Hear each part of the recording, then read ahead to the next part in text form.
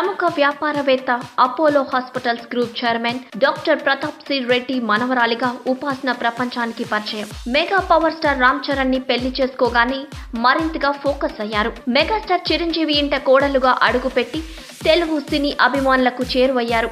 అదే సమయంలో అనేక విమర్శలు ఎదుర్కొన్నారు. వాటన్నిటికీ తాజాగా ఆమె ఇచ్చిన ఇంటర్వ్యూలో క్లారిటీ ఇచ్చారు.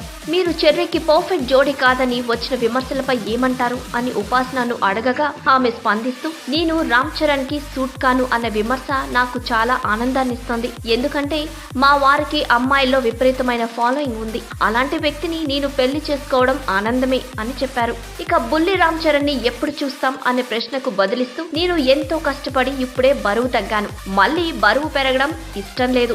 అంతేకాదు, నేను చరణ్ ఒక ప్లాన్ ప్రకారం వెళ్తున్నాం. ఇక మేము యవ్వనంలో ఉన్నాం. ఈ లైఫ్ ని కొంతకాలం ఎంజాయ్ చేయాలనుకుంటున్నాం అని వివరించారు. రామ్ చరణ్ ఉపాసన విడాకులు తీసుకున్నారు అనే రూమర్లను కొట్టిపడేశారు. ఇప్పటికీ తామిద్దరం బెస్ట్ ఫ్రెండ్స్ లా ఉంటున్నామని తెలిపారు. చెర్రీతో పాటు మెగా ఫ్యామిలీలో ప్రతి ఒక్కరూ తనని చాలా జాగ్రత్తగా చూసుకుంటారని ఉపాసన వెల్లడించారు.